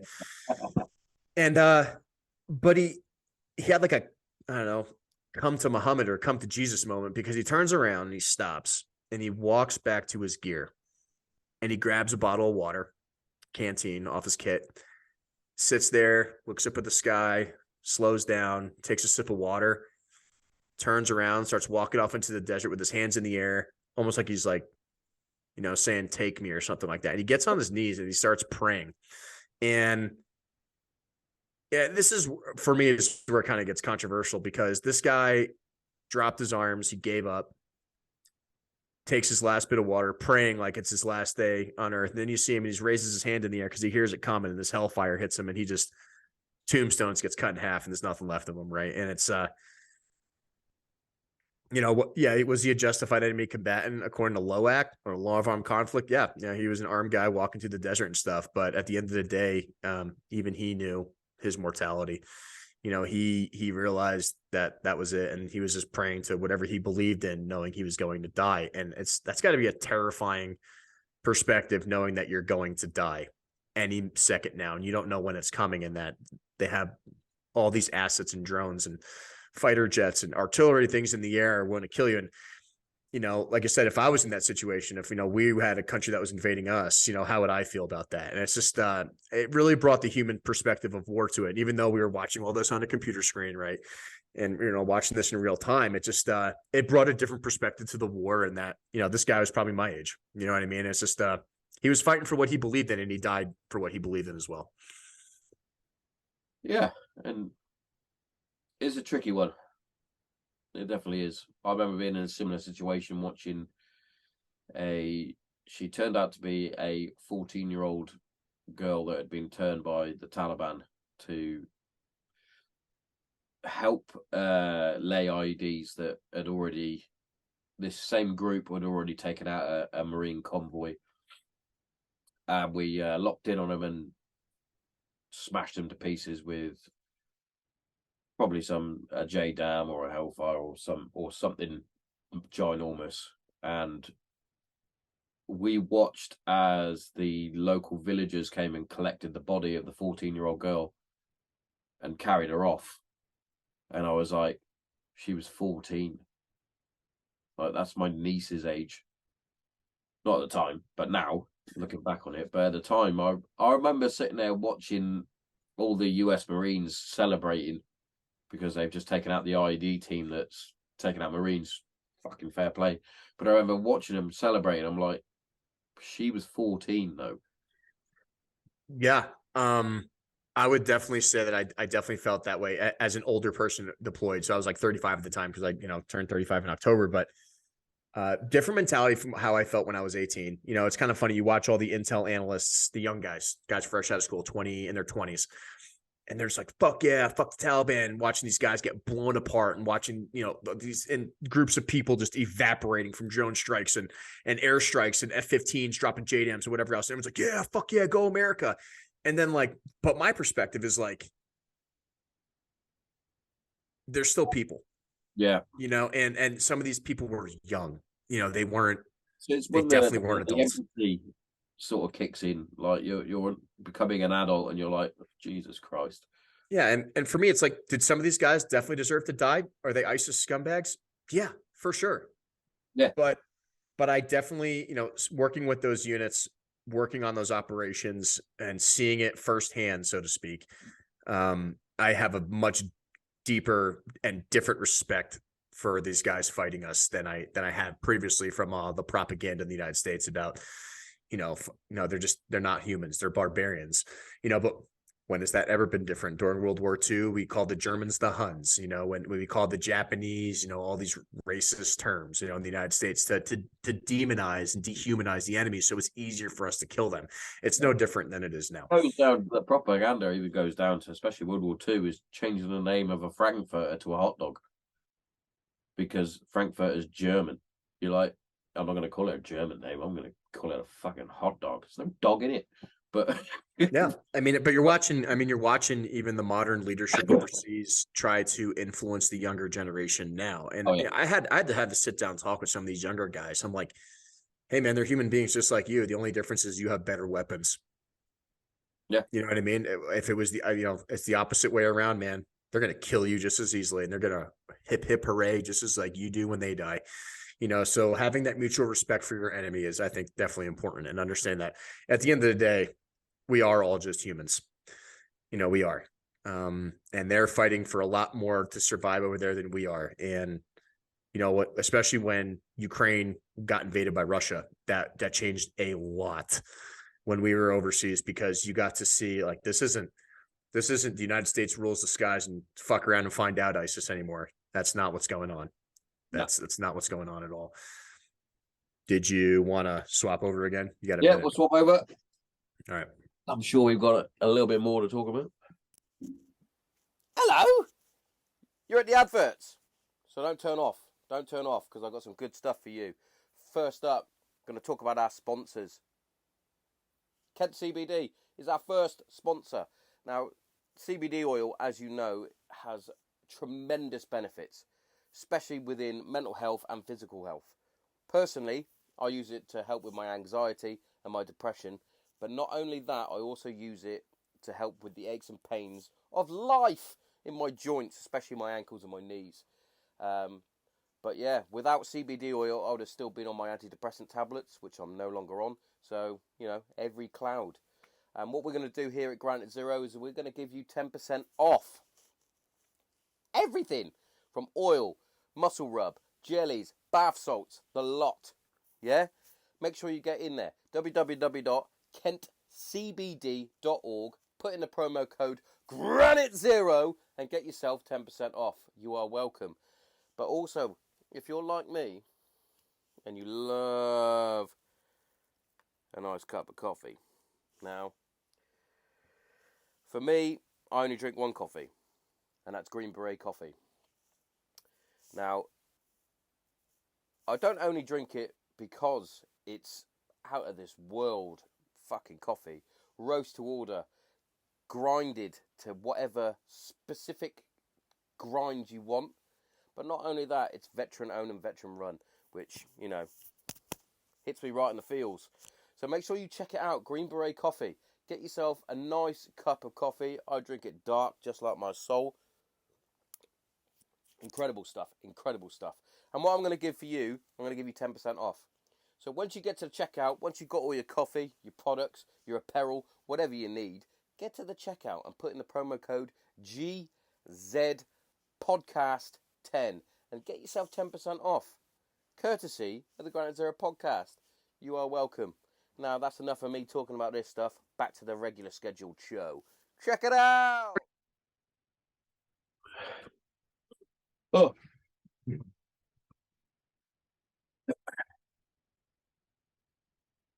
Hey! And we're back again. Got no sound, though. Put your fucking mic on. There we go. Sorry, it automatically mutes it when I come in there. I forget. But yeah, so I guess continuing on with like the humanity of war and stuff, and Russia invading Ukraine. I mean, that's when things changed for us for sure. Because one thing I tried to mention to a lot of the NCOs, especially on the intelligence side, this is all new for us. We have never seen this in our lifetimes in the military, right? So the last time Russia did a major invasion like that was in 2000 in Chechnya. Same tactics, right? Complete obliteration. Putin just took over from Boris Yeltsin and fucked up Chechnya to the point where poisoned their water for like the next 800 years. Nasty motherfucker. Yeah, but I mean, people don't understand, like, so I think one of the biggest jobs we had, which, man, did we get a lot of kickback for this. People hated us in the battalion because Sergeant Immer and Lieutenant Kraft and we started deep diving into the history of Russia and the history of Ukraine, and really going back to like the 16 and 1700s and going like, well, technically, Yeah, Russia's kind of owned this for a long fucking time. And it wasn't really until after the Cold War where they kind of got their own independence. And then, unfortunately, the Ukrainian government's kind of been stood up by the CIA and the US to act, but nobody wants to talk about that shit, right? Nobody wants to talk about that. Nobody does. Nobody wants to talk about that. The only reason Ukraine has survived and existed with its puppet government is because of the United States, especially after the Orange Revolution in 2014. So, but people can't even think back that far. And that's not even 10 years ago. It's like, 9 years ago. So we started briefing this stuff and, like, hey, you know what? There is a neo-Nazi group formally in the Ukrainian army known as the Azov Battalion. Like, oh, you can't fucking say that. I'm like, these guys have Nazi flags on their actual Ukrainian flags. Like, these guys exist. Yeah. And people did not, like, I can't believe you're anti-Ukraine. I'm like, I'm not anti-Ukraine. I'm just anti-corruption. I'm just telling you the truth. I had a similar thing. I was talking to my missus about the war in Ukraine. She's like, oh, it's really sad. I went, yeah, it's really sad, but there's two sides to every story.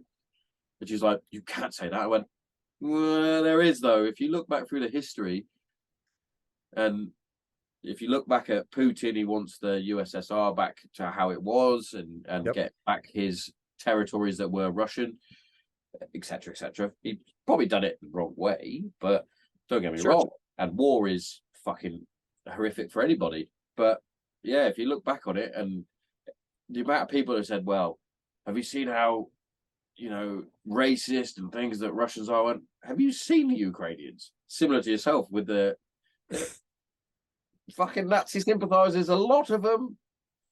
Ukrainians are just as corrupt as the Russians are.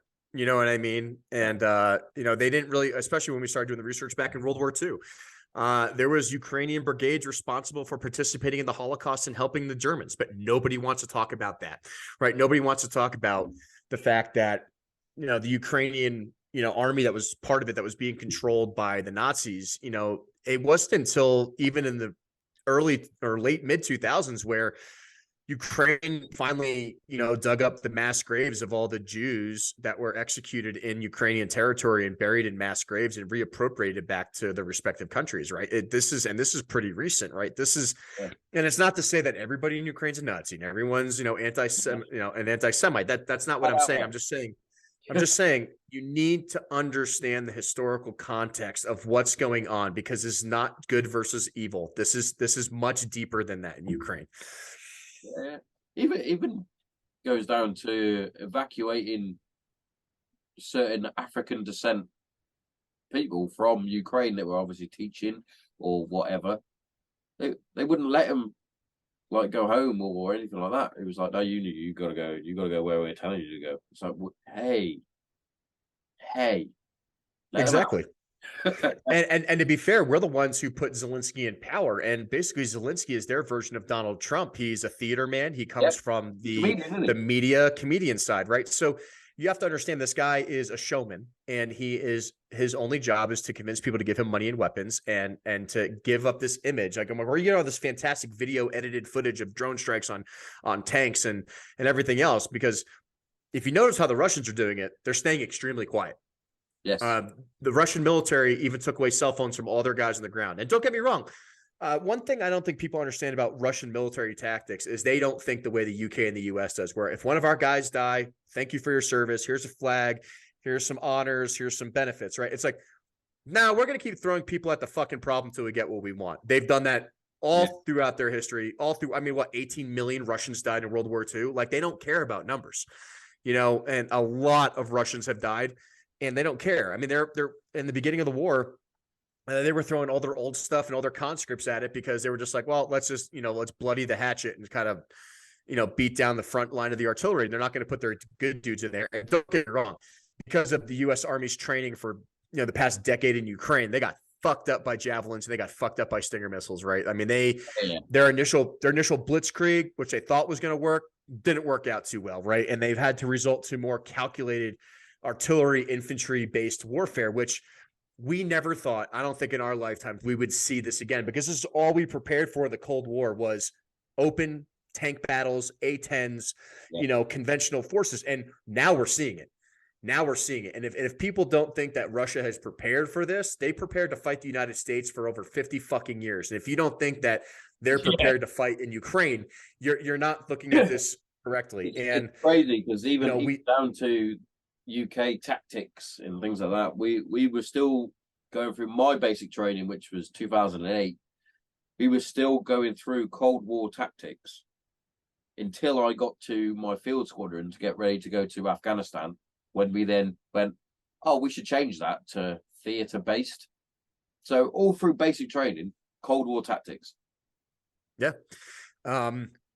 We always thought we were going to have the upper hand. We always thought this was going to be guerrilla type warfare in the desert for us in the future in the Middle East. And although that's still a part of our training, we need to understand this needs to be a reversion back to learning how to fight peer adversaries. And China, Russia, and Iran are huge fucking problems. They are trying to replace the U.S. in the Middle East as the main source of influence. We saw this where, Russian oligarchs and everything else was moving all their assets into the UAE because it's a pay to play scheme down there. They don't care who's doing it. It's whoever gives them the most money gets the influence, right? So even though we've had these allies in the Middle East and we helped Kuwait have their independence back in the first Gulf War, they're like, at the end of the day, if the Russians pay us more money, at the end of the day, like if the Russians are going to pay us more money to support, or the Chinese are going to pay us more money and build our roads and build our refineries, we're going to go with them. And the United States is sorely mistaken when it's not investing in these countries in terms of, we're not doing it. I think you'll agree with me on this. And this is going to sound terrible. I don't really think, and I don't think this is a secret anymore, that the U.S. government doesn't really give a fuck about these people and their freedom. We just care about controlling their assets and their sphere of influence on things that matter to our national security, such as energy supply and, food supply. That's about it. America doesn't care about freedom. I mean, we care about our own.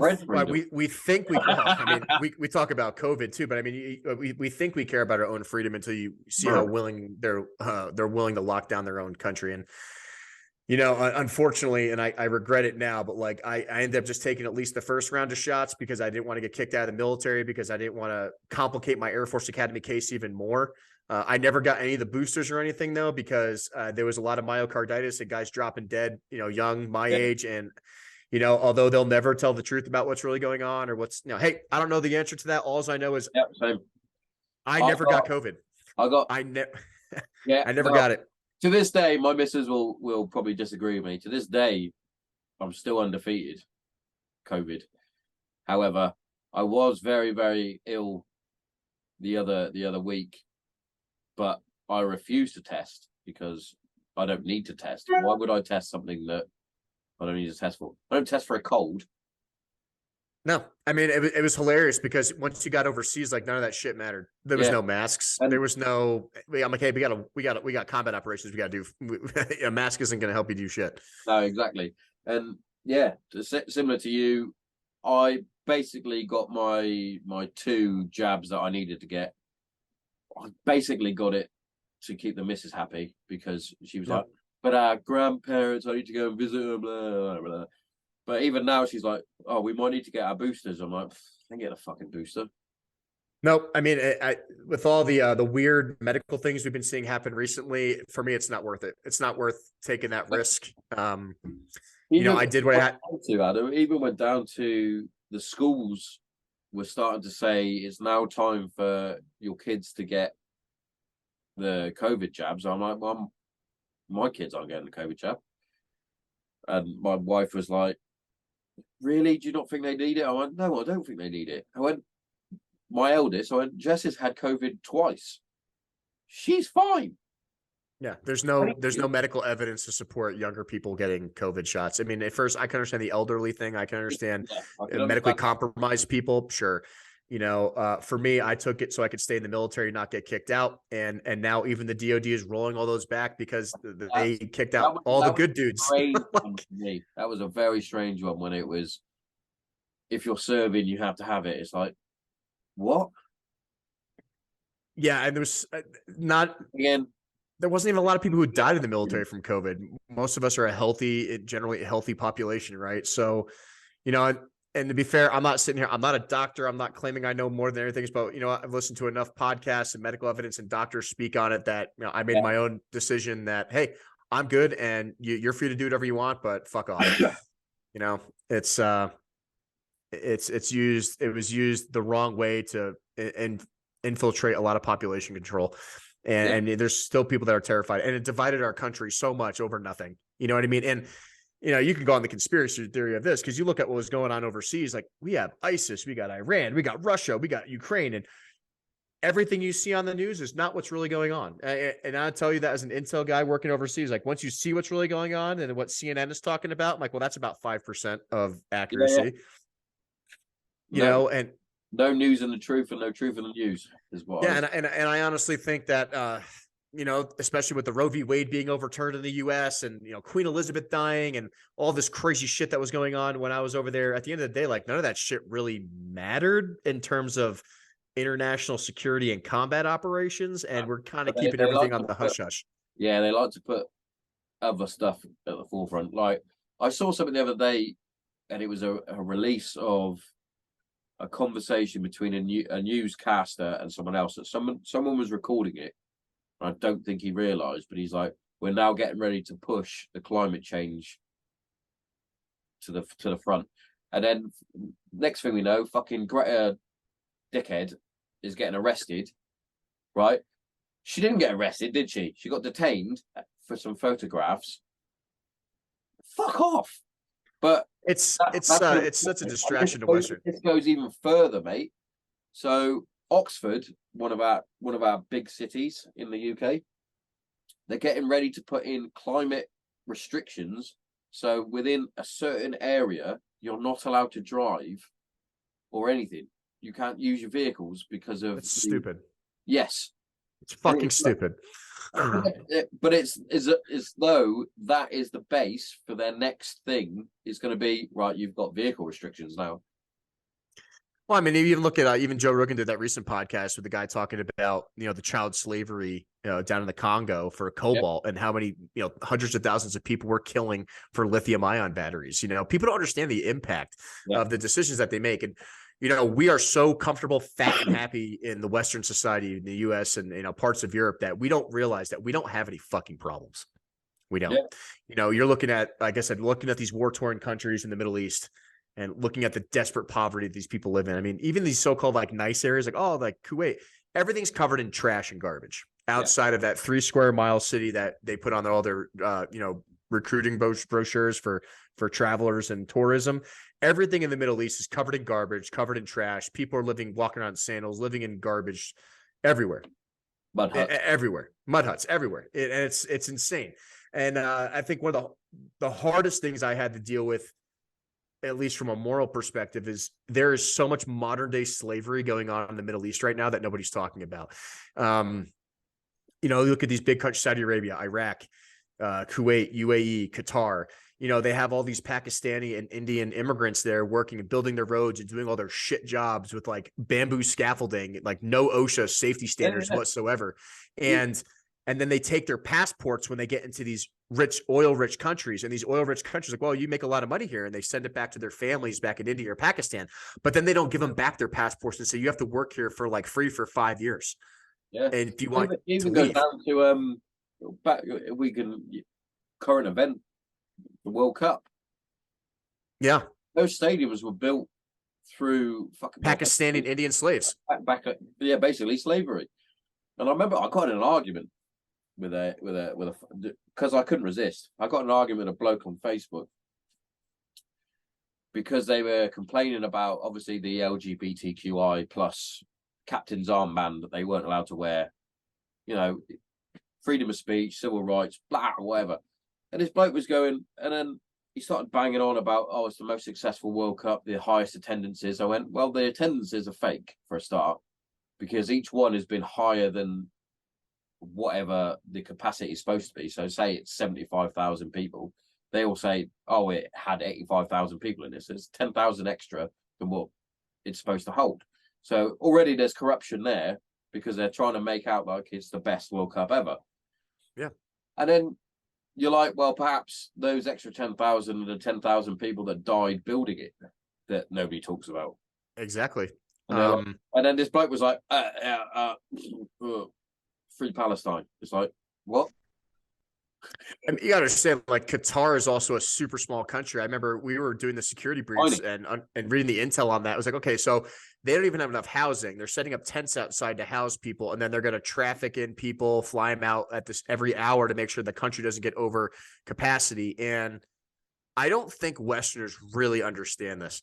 The Middle East does not give a fuck about what we believe in. No. They don't care about, yeah, sure, LGBTQ plus, whatever, gay rights, transgender, sure. If that's what you want to do, if you're over the age of 18, you can make all the decisions you want to do. I don't agree with that being pushed on kids. That's a whole different discussion. I mean, which is becoming a horrendous thing. The fact that they're even trying to do medical conversions at 12 years old is insanity to me. But anyway, that's a complete tangent that we will probably go down. Yeah, it's they don't fucking care about what American freedom is in the Middle East. It does not exist. And I think Americans overseas, like, I'm like, hey man, you can't wear that here. You can't say that here. Women have to wear a head covering. That's literally how it is. Otherwise, you're going to get arrested. You're going to go to jail. And you can't act all surprised. Like, America does not rule the world. And when Americans or Westerners go overseas to these countries where they have extremely strict religious policies, you have to respect their culture. You have to. 100%. You have to. I don't understand where people think they can do whatever they want. Like, they have some kind of diplomatic immunity. I'm like, you're not an ambassador. Yeah. You're some random dude from Texas. Yeah, and that's one thing I did agree with the World Cup is the fact that they did stick to their beliefs and things like that. As they should. Do I agree with the fact that they don't allow people to wear a rainbow or be gay? No, I don't. No, but either do I. You know, it's their country. You can't come forcing Western politics and views because that's how we do things. Exactly. You have to learn to respect other cultures. Yeah. And one thing I do agree with that World Cup, not having the alcohol involved probably made the World Cup a bit better because there was less violence. There wasn't, especially from the likes of, well, my country, we're quite renowned, which is tragic for our hooliganism. Especially when we get fucking pissed up and we just want to fight the world because we're an island. We're an island. We're islanders. That's what we do. Yeah. But yeah. But I mean, you're talking about if you got caught drinking alcohol there in an unsanctioned event, but pretty much if you were a millionaire and you paid and you went to the special spot, you could drink in Qatar. But but they put on. But, I mean, you're just going to and things like that you can. Yeah, but you're going to jail. You're going to jail. You're going to Qatari jail, and you're going to be subjected to Islamic law. Like, that's how it is. And what are you going to do? Like, please free me and start a Facebook campaign and a GoFundMe now? Like, oh, you never know. You might do what Biden did and swap a Lord of War fucking arms deal for a basketball player. Yeah, I honestly can't believe that even occurred. But once again, he literally is the movie Lord of War. It is the movie Lord. That's actually that's the guy the movie's based on. With Nicolas Cage, Lord of War. Yeah, that is. Yeah, that is genuinely who that guy is based off of, and with Nicolas Cage's character. Great movie. Yeah, it's a great movie. It's based on a true story from the guy that we just freed from prison. So, there you go. Do you want him back? America's a weird place, man. I will tell you that now, and I think this deployment gave me a much deeper appreciation for my country. Hey, shit, man. If it was LeBron James, I could probably understand, but I didn't even know who this woman was.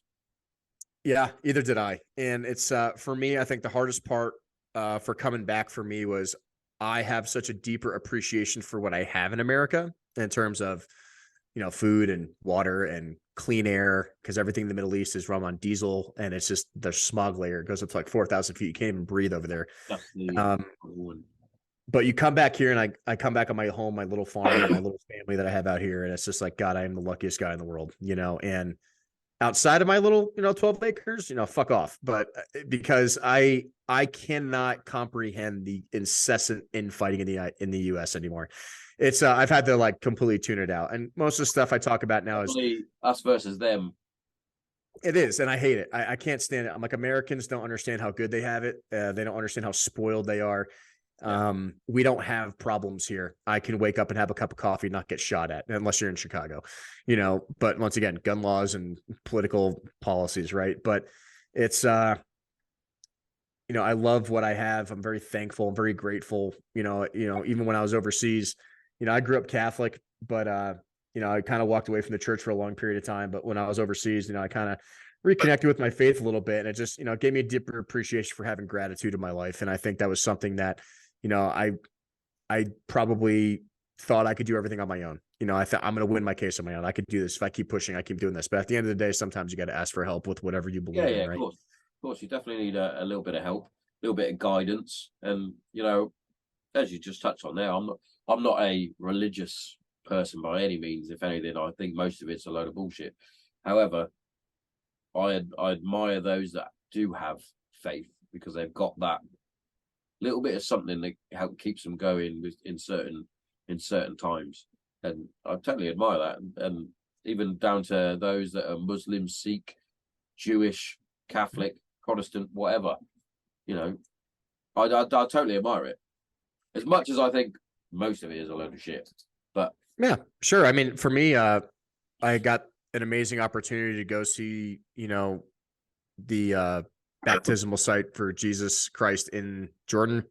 I got to see some pretty important religious sites historically. I got to see kind of where the Bible kind of stems from. And that was, when we were out on one of our adventures, so to speak, right? But it was, it just kind of puts, the dirt to the ground for me kind of thing. I was like, oh, like this stuff isn't just written somewhere in a book. This is like, this stuff exists. And I'm physically touching this building that was here over 2,000 years ago, right? So, we don't have those type of historical sites in the US unless you go back to like Native American tribes kind of thing, You're still a baby country.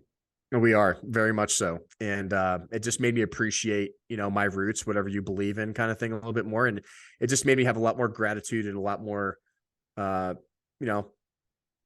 having respect for what I have. And I'm very grateful for this, like these podcasts, and I'm grateful that I get to help people every day. I'm grateful that I still get to serve in the U.S. Army, and it opened up a different career path when I was over there. So, there's 5 elements to U.S. Army Special Operations. There's Special Forces. There's 160th SOAR, which are the Black Helicopter guys, the Black Hawk Down. There's 75th Ranger Regiment. There's Psychological Operations, and then there's Civil Affairs.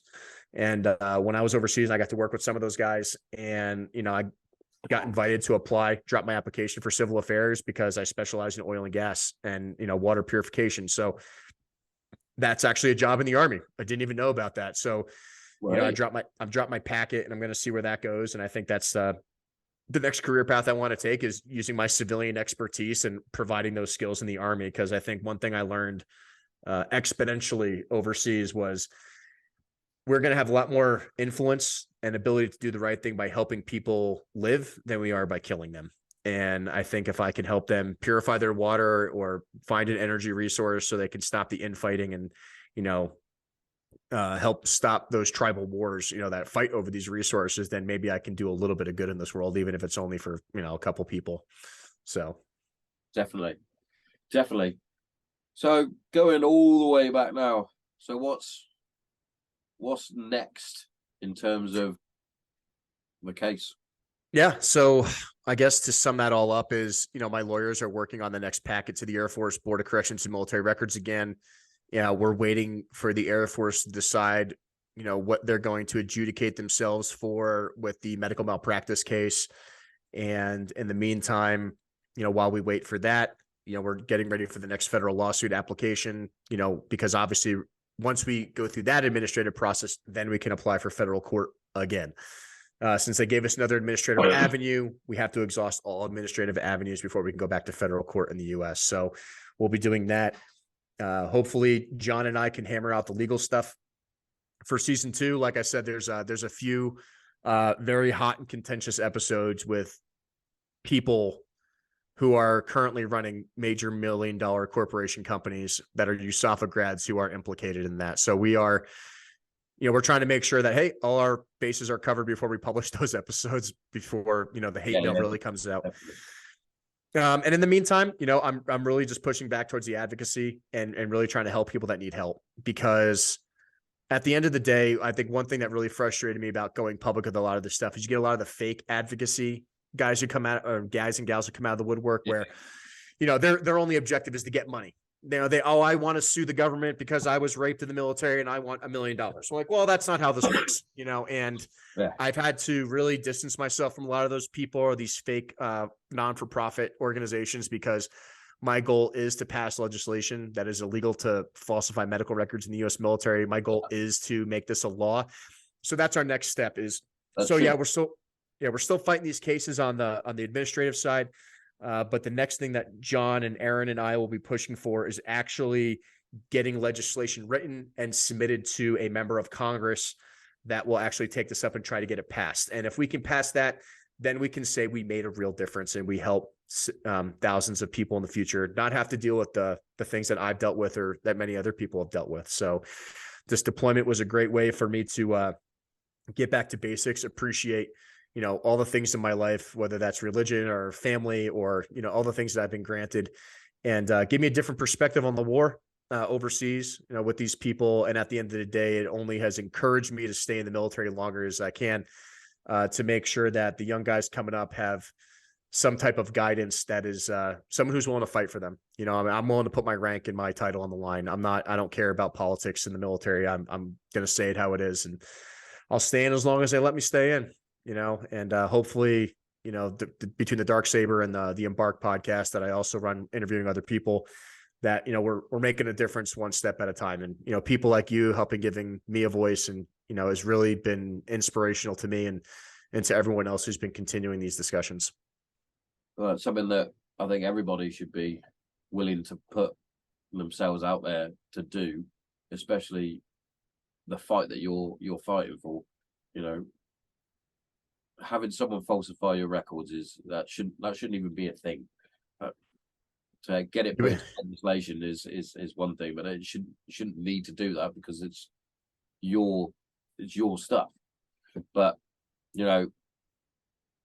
it's truly.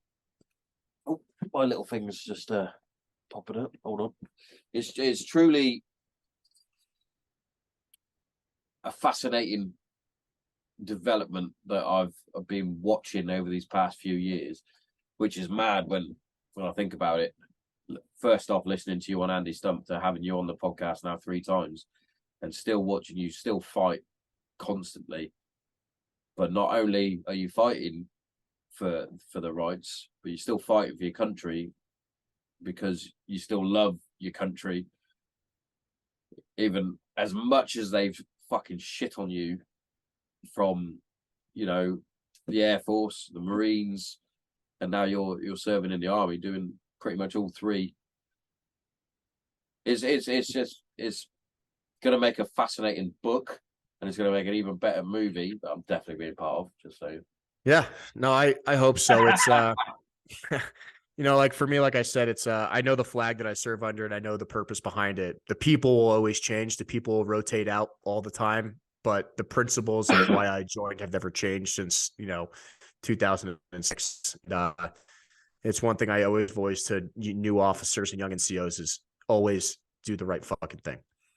Because even though it might not benefit you, you might put your career at risk a little bit. At the end of the day, you're going to be able to sleep at night 10 years from now knowing that you didn't screw that person over who was sexually assaulted, or you stood up for them when they needed help and you helped them career develop, and you prevented them from committing suicide in the future because they were given justice at the right time. It's been a hard road. And I won't reach out to Andy again, unless my case is concluded, because like I said, I've been criticized a lot on the internet for saying, oh, this isn't true. None of this is true. This guy's full of shit.